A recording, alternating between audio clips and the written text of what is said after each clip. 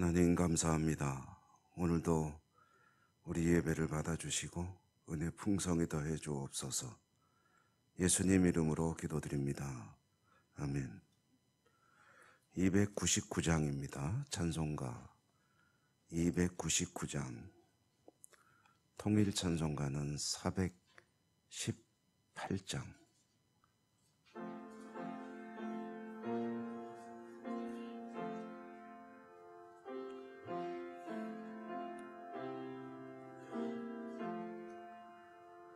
하나님 사랑은 온전한 참사랑 내 맘에 부어 주시사 충만케 하소서. 내 주님 참 사랑 햇빛과 같으니 그 사랑 내게 비추사 뜨겁게 하소서. 그 사랑 앞에는 풍파도 그치며 어두운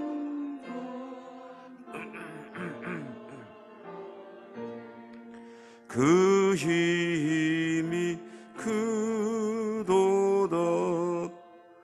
하나님 사랑은 온전한 사랑 내 맘과 영에 채우사 새 힘을 주소서.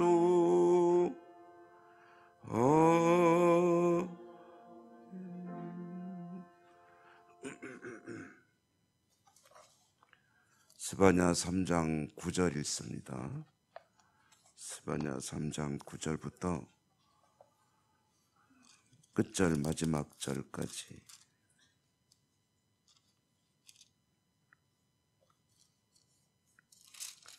교독하겠습니다. 그때 내가 여러 백성의 입술을 깨끗하게 하여 그들이 다 여호와의 이름을 부르며 한 가지로 나를 섬기게 하리니 내게 구하는 백성들 곧 내가 얻은 자이다. 구수 강 건너편에서부터 예물을 가지고 와서 내게 바치라. 그날에 내가 내게 범죄한 모든 행위로 말미암아 수치를 당하지 아니할 것은 그때 내가 네 가운데서 교만하여 자랑하는 자들을 제거하여 네가 나의 성산에서 다시는 교만하지 않게 할 것임이라. 내가 권고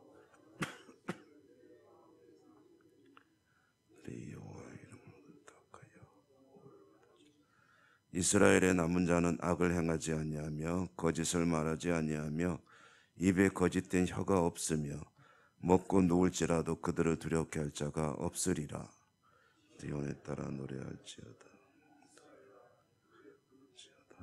예루살렘 따라 전심으로 즐거워할지어다. 여호와가 내 형벌을 제거하였고 내 원수를 쫓아냈으며 이스라엘 왕 여호와가 내 가운데 계시니 내가 다시는 화를 당할까 두려워하지 아니할 것이라. 그날의 사람이 시원한 내 손을 들이지 말라.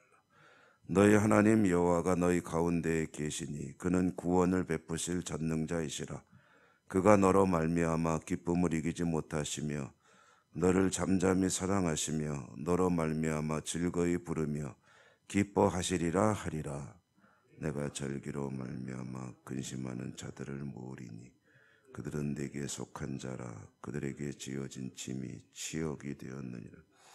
그때 내가 너를 괴롭게 하는 자를 다 벌하고 저는 자를 구원하며 쫓겨난 자를 모으며 온 세상에서 수욕받는 자에게 칭찬과 명성을 얻게 하리라. 내가 그때 너희를 이끌고 그때 너희를 모을지라. 내가 너희 목전에서 너희의 사로잡힘을 돌이킬 때에 너희에게 천하 만민 가운데서 명성과 칭찬을 얻게 하리라. 여호와의 말이니라. 아멘. 오늘도 주님 은혜가 함께 하시기를 기원합니다. 스바냐를 읽고 이제 마지막 부분을 오늘 또한 새벽에 우리가 함께 읽었습니다.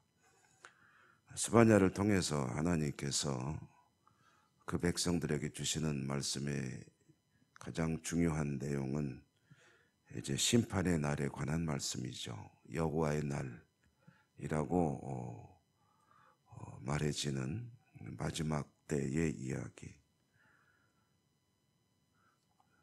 마지막 때에는 하나님께서 모든 것을 소멸하리라, 진멸하리라 라는 말씀으로 이제 하나님의 뜻을 계시하셨습니다. 근데 진멸하고 소멸하게 되면은 이 땅의 모든 열방들이 하나님의 심판 앞에 서게 될 터인데, 그리고 그거로 끝이냐면 그것은 그렇지 않죠. 그렇게 심판이 있은 후에는 하나님께서 새로운 세상을 여신다 하는 것이죠. 그 새로운 세상을 살아갈 백성들을 성경이 부르는 호칭이 있습니다. 그것이 이제 남겨진 사람들, 그래서 소위 남은 자라고 불리우는 사람들입니다. 하나님께서 남겨두시는 백성들, 그들은 어떤 사람들이냐 하면은 오늘 12절에 보면은 내가 곤고하고 가난한 백성을 네 가운데에 남겨두리니 라고 했습니다. 그러니까 곤고하고 가난하다고 했는데요, 이 곤고하고 가난하다는 말을 다른 표현을 써보면 겸손하다는 말입니다. 그 겸손하다는 말은 뭐 그 어감으로만 얼른 전해지는 의미로만 따지면 왠지 이렇게 좀 소극적이고 나서지 않고 그리고 낮은 데로 가고 이런 의미로 이해가 되는데, 성경의 겸손의 가장 중요한 내용은 하나님을 알고 나를 아는 것이 겸손이다. 그래서 자신이 얼마나 하나님 앞에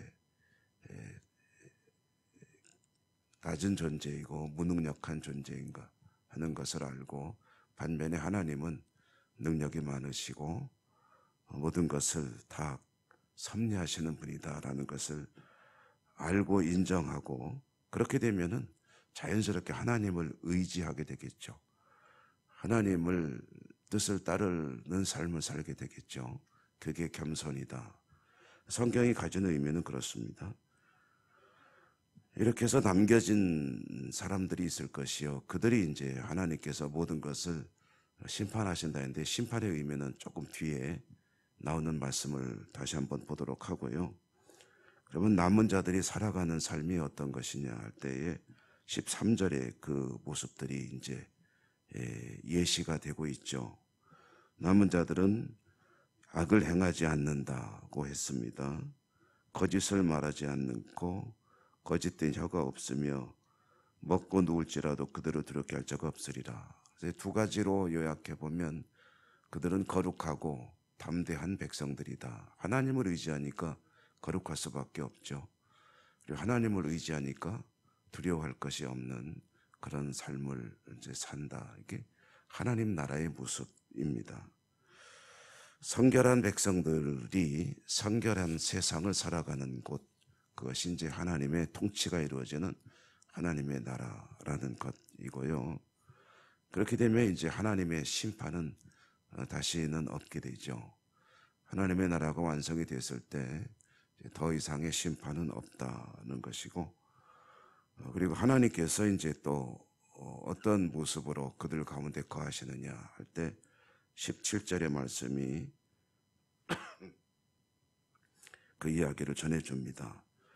하나님 여호와가 이제 하나님인데, 그 하나님이 어떤 하나님이냐 할 때 너의 하나님이다로 시작이 되죠. 사람들 입장에서 보면은 나의 하나님, 찬양을 전에는 많이 불렀죠. 너희 하나님 여호와가 너희 가운데 계시니 그는 구원을 베푸실 전능자이시다 하는 이 찬양, 이것을 이제 보통 이제 앞에서 찬양 인도하는 이들이 이렇게 바꿔 부릅시다 해서 나의 하나님 여호와가 나의 가운데 계시니 뭐 이렇게 부르기도 하고 그러면 이제 가슴이 뭉클해지고 그렇죠. 하나님께서 너희 가운데 계시니 그는 구원을 베푸실 전능자이시라. 그가 너로 말미암아 기쁨을 이기지 못하신다. 너를 잠잠히 사랑하시고 너로 말미암아 즐거워 노래를 부르시며 기뻐하신다. 라고 하는 이 하나님의 마음을 전해주는 이것이 결론이죠. 혹독한 심판도 있을 것입니다. 그리고 모든 것을 이제 결정하는 그런 두려움도 있을 것입니다. 근데 믿음의 사람, 겸손한 하나님 앞에 백성들은 이와 같이 하나님의 사랑과 은혜 가운데 이제 거하게 되는 것이고, 그때에는 어떤 일들이 벌어지느냐 할 때 19절에 보면은 내가 너를 괴롭게 하는 자를 다 벌하고 저는 자를 구원하며 쫓겨난 자를 모으며 온 세상에서 수욕받는 자에게 칭찬과 명성을 얻게 하리라. 이게 이제 그 하나님을 믿고 사랑하는 사람들이 항상 가지고 있는 의문이죠. 왜 세상에 정의가 이렇게 무너지고 악이 성행하며 하나님을 무시하는 자들이 득세하고 모든 것이 모순으로 가득 차 있는 것 같은 이 세상의 모습을 바라보면서 그런 것이 이제 마음의 걸림돌이 돼가지고 하나님을 향해 의문을 제기하다가 결국은 신앙을 떠나는 사람들까지도 있는 그런 것이지만 성경은 계속해서 말씀합니다. 하나님의 날, 하나님의 때가 있음을. 그러니까 이것은 뒤집어 이야기하면요, 하나님께서 모든 것을 즉결 심판해 버리시면 세상에 남아있을 사람이 누가 있겠느냐, 남아있는 것들이 뭐가 있겠느냐. 하나님은 이제 기다리시는 거죠. 그래서 보통 이렇게 말하죠. 하나님의 인내, 하나님의 기다려주심, 하나님의 용납하심을 하나님의 무능력함으로 생각하지 않아야 한다는 것이죠. 하나님이 무능력하시고 몰라서 그러는 것이 아니라 하나님의 때까지 이제 기다려주시는 것이다 라는 것이죠.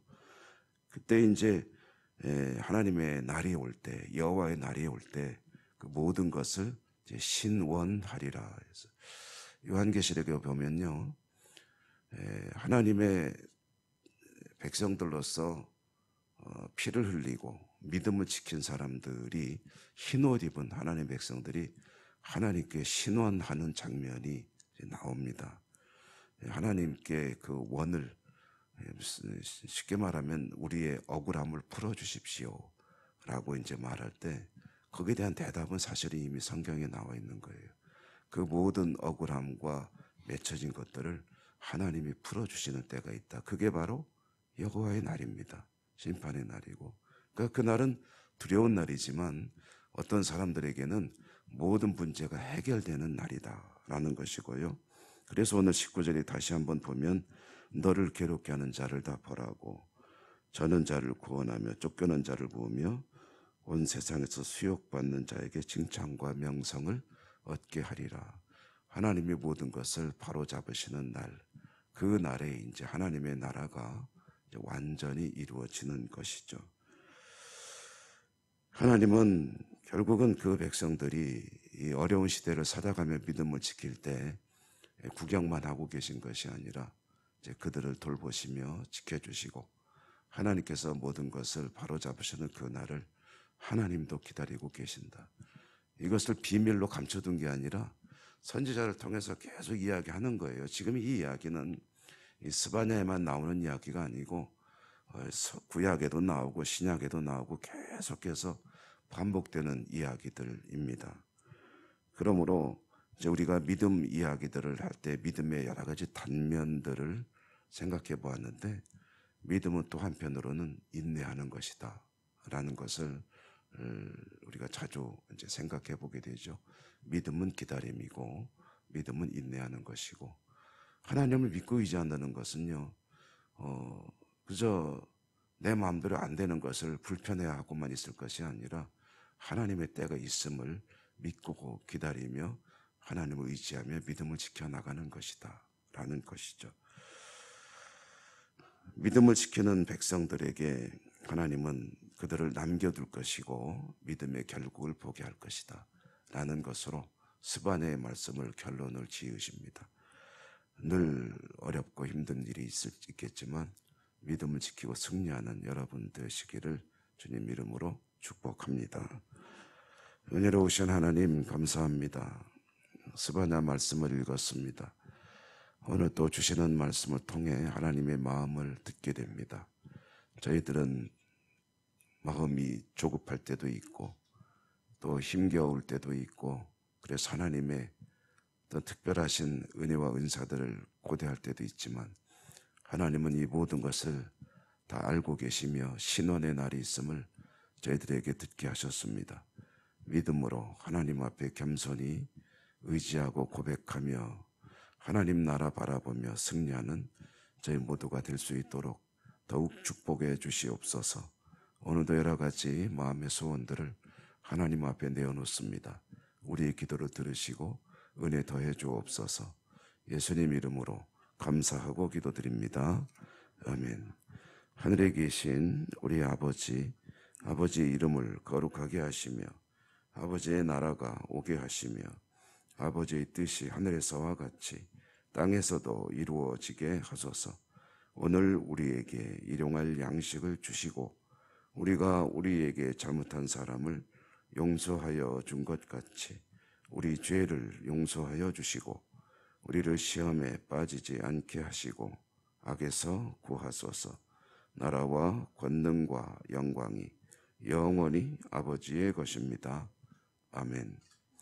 주신 말씀 기억하시며 기도하시고요. 또 우리의 기도와 또 공동의 기도, 각자의 기도 하나님께 믿음으로 간구하시는 시간 되시기 바랍니다. 주여 한번 부르고 기도합니다. 주여